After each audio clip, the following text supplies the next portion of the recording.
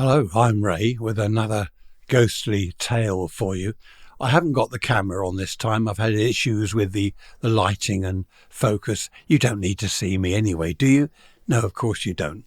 This story, The Mysterious Painting, is rather odd. Well, all my stories are rather odd, as you know. A friend of mine, Tina, she rang me. I didn't often see her. We were friends, but that was all. I didn't very often see her.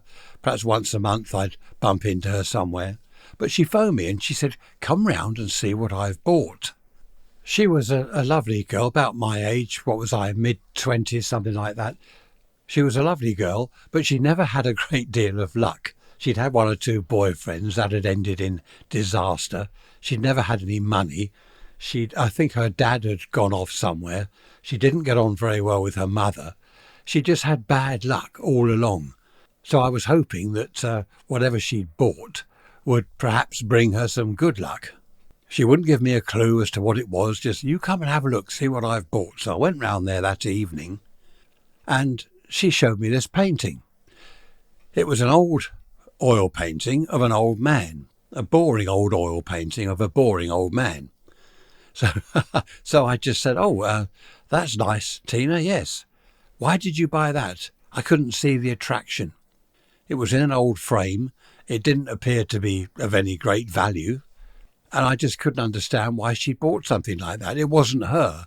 Her flat was fairly modern. I'm going back to the 1970s now, but her flat was fairly modern.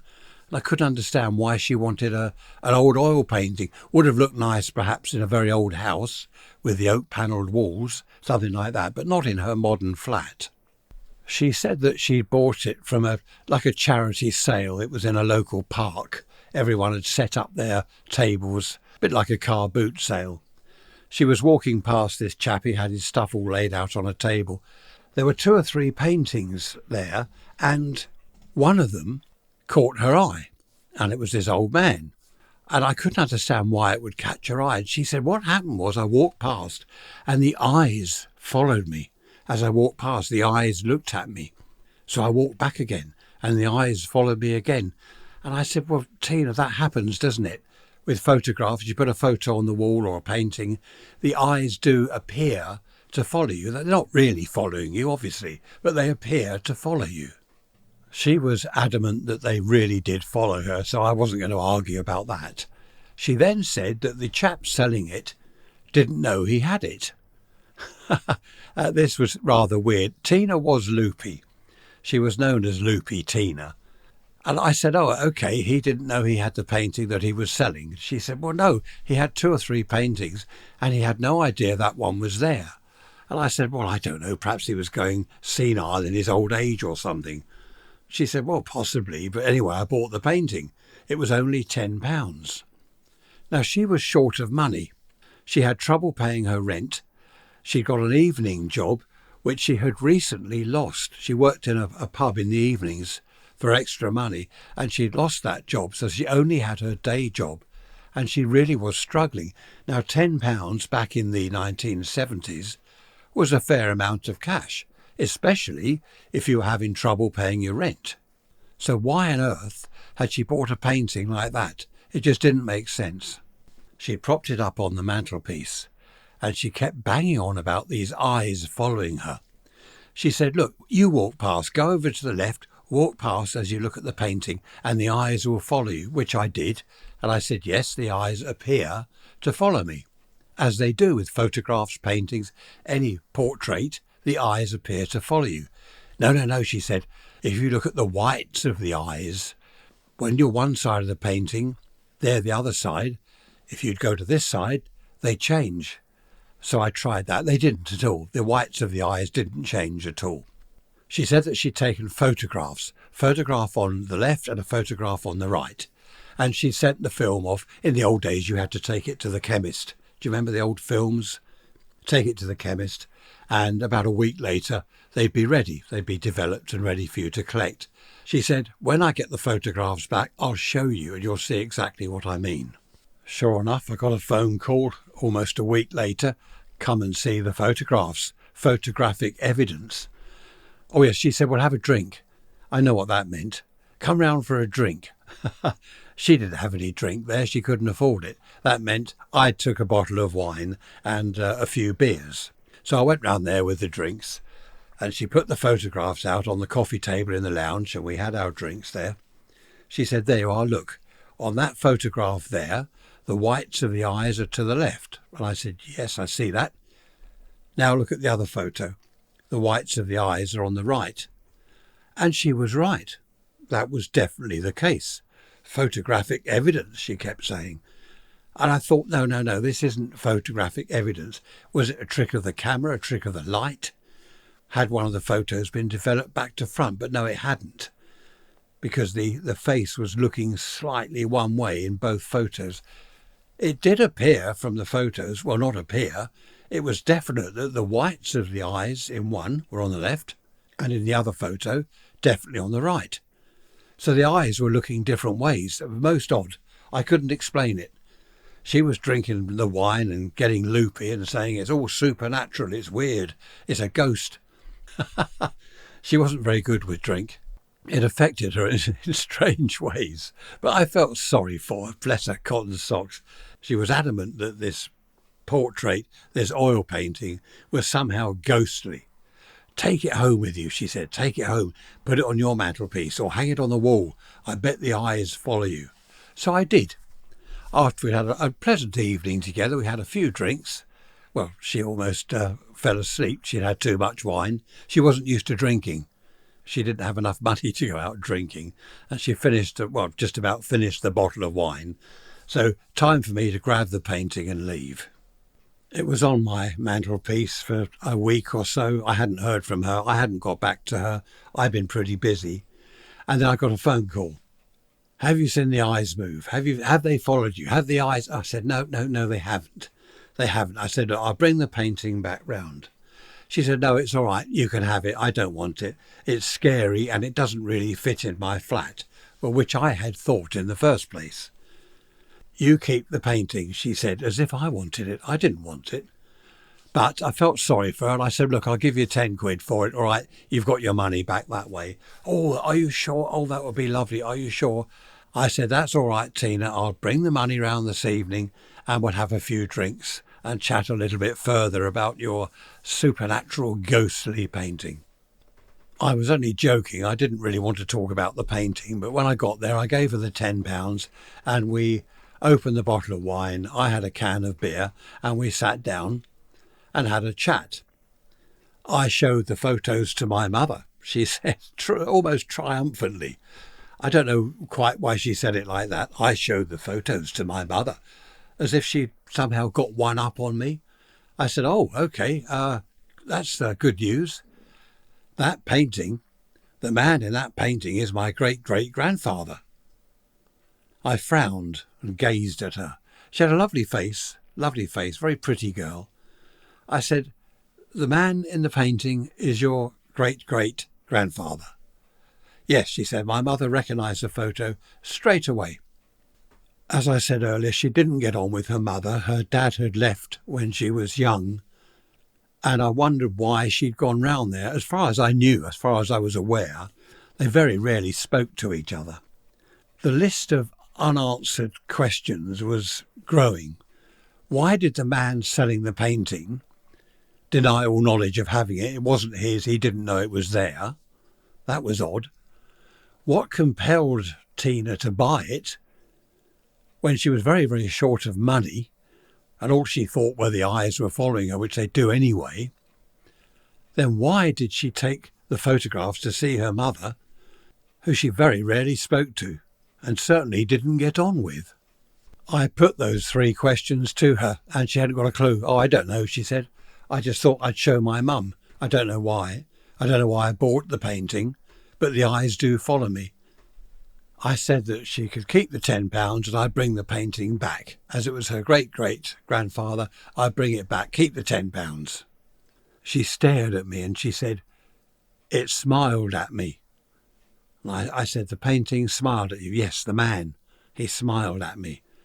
So I laughed and jokingly said, "Well, of course he smiled at you, Tina. It's your great-great-grandfather.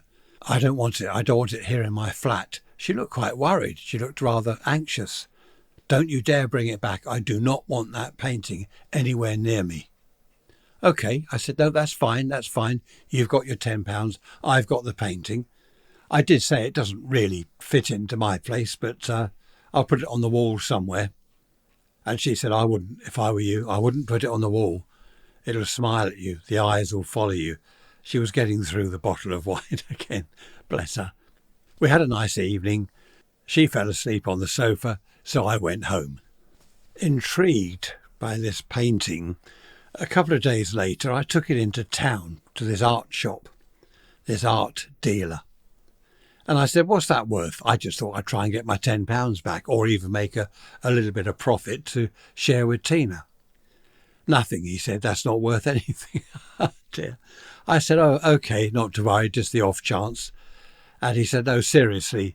He said, it's nothing, not an artist I know. There was a scribble there, a sort of signature. He looked at it with a magnifying glass. He said, there are a lot of paintings around like this. He said, it's probably late 1800s.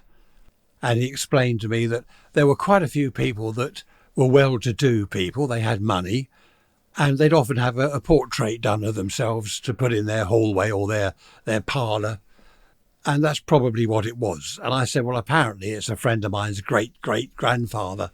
And he said, well, that'll be it then. He probably had some money and had the portrait done.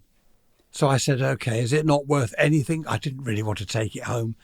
He said, not really. He said, you might get £20 for it. He said, I certainly don't want it. I don't want it for nothing.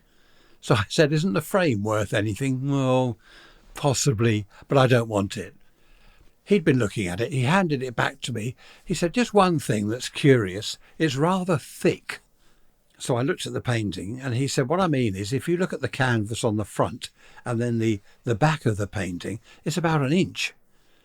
That might mean, and only might, that there's another painting in there. That happened a lot, he said. That happened a lot. People would have a painting, then they'd put another painting on top of it.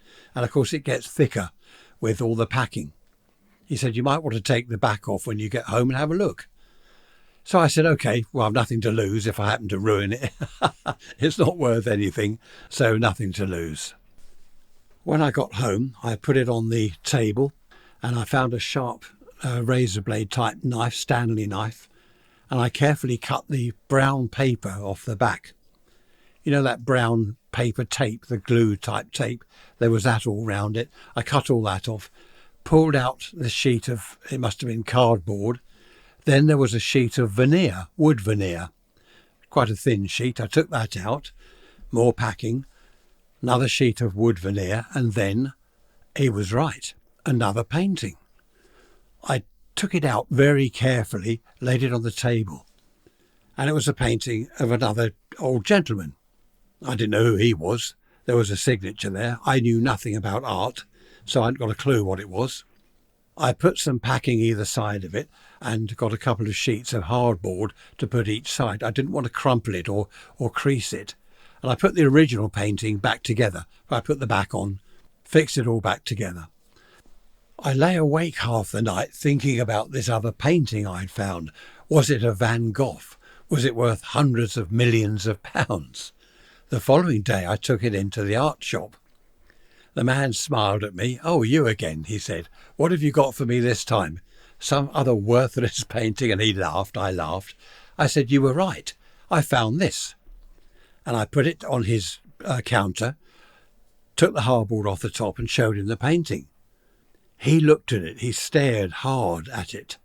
Got a magnifying glass out, got an eyeglass thing, looked at it, checked the signature. This one is worth more than £20, he said. I couldn't believe it. He looked serious. This wasn't £50, was it? It wasn't 100. No, this was serious. Is it Van Gogh? I said. No. He laughed at that. No, of course it's not. Why, of course. People find Van Goghs in their lofts and attics and things, don't they? He told me what it was. He told me the artist. I'd never heard of it. So I said, well, is this worth money? You seem to be serious. Is this worth money? He said, it's probably worth about £5,000. £5,000? I couldn't believe it. Are you sure? I said. I was sort of accusing him of lying. He said, well, of course I'm sure. I'm an expert. He said, now, one of my clients, as he called them, one of my clients is a collector of this particular artist. He said, what I'd like to do, I'd like to take a couple of photographs of it, contact this chap, and if it's something that he's after, he can have a look at the photos and we'll go from there. Right, I said. He took a couple of photos. I gave him my phone number. He said, it'll be about a week. I've got to get the photos developed. I've got to see him. So I put the hardball back each side of the painting and took it home. I kept thinking, £5,000, 5,000. I didn't tell Tina. I didn't want to tell her. I just wanted to make sure that this was all genuine and was going to go ahead. It also occurred to me that the art dealer might be a crook. He seemed a very pleasant chap. But sometimes these people are crooks, aren't they? So I took the painting to a couple of other art shops, not in my town. I travelled quite a way to other towns, to another couple of dealers. One said he'd give me 3,000, one said it's worth about 5.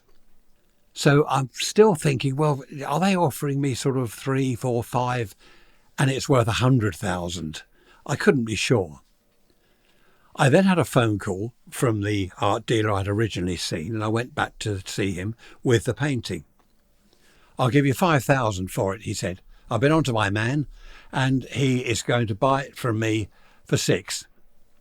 I said, hang on, 6,000? You said 5. He said, yeah, you get 5, I get 6. And I said, well, surely if I go straight to him, I get 6. And he laughed. He said, have you no idea about being in business? I said, yes, I'm in business myself. And then I said, oh, yeah, sorry, of course you want to make a profit. He said, what I do is I put 20% on, 5,000 plus 20% is 6,000. I said, yeah, okay. I said, but are you genuine? I don't know why I said that. I was getting excited. £5,000 back then was about half the price of a small house, a first-time buyer's house. They were about 10 grand. This was 5,000 quid, half the price of a house. So he said, no, he said, don't worry, I am genuine. He said, look, what I'm going to do, if you want to do this, if you want to go ahead with the deal, we'll have a photograph each. I'll give you a proper receipt. I'll write the cheque out. Do it all properly, all legally and above board. So I said, okay, go ahead. Gave him the details. He wrote out the cheque. And we had a final chat. And he said, if you come across any more paintings, do come in and see me. I said, well, that's an easy grand for you, isn't it? He said, well, it's an easy 5 grand for you. I thought, well, yeah, that's true. We shook hands and that was that. I rang Tina and suggested we have a drink or two. Sorry, I can't buy the drinks, she said. I'm getting even worse into debt now. I've just had another bill. I said, oh, don't worry about that. I'll bring round the drinks, which I did. I also took the painting of her great-great-grandfather. I don't want that here, as soon as she opened it. I don't want that here. I said, hang on. You might do when I tell you the story. We went into the lounge. She poured herself a glass of wine. I opened a can of beer. She left the painting in the hall. I'd taken it into the lounge. She put it in the hall. I don't want it in here. I don't want it in here. So I said, I've got a surprise for you. I've got some news.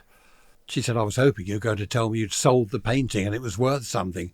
I said, no. I said, I'll be honest. I did take it to an art dealer. He said, you're lucky to get £20 for it. He doesn't want it. And the frame might be worth something, but he doesn't want that either. And she said, oh, dear, I just shouldn't have done that. I don't know why I did it. I said, hang on, I've got something for you. And I passed her the cheque. Her face was a picture, honestly. What's this, she said. 5,000, it's made out to me. It's, what, 5?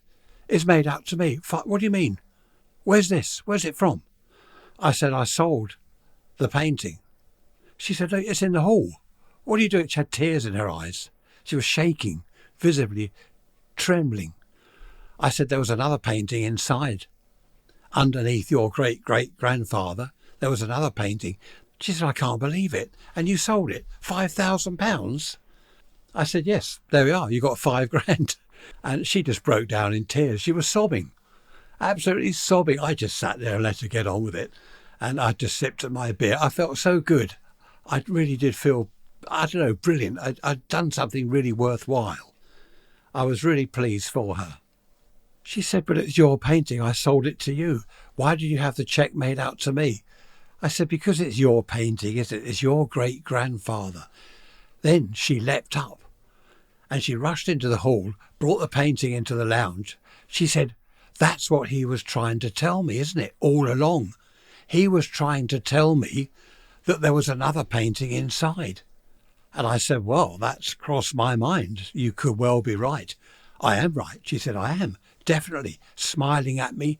He was trying to tell me.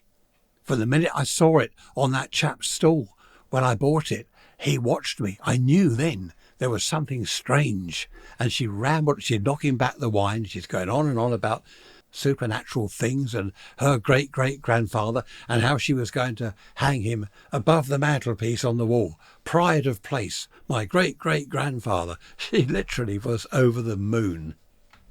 She didn't squander the money. She did buy herself a house, got a mortgage, and she even got a better job. She became a different person. She became confident. She was no longer loopy Tina. She became a really confident young woman. And that was all down to her great-great-grandfather.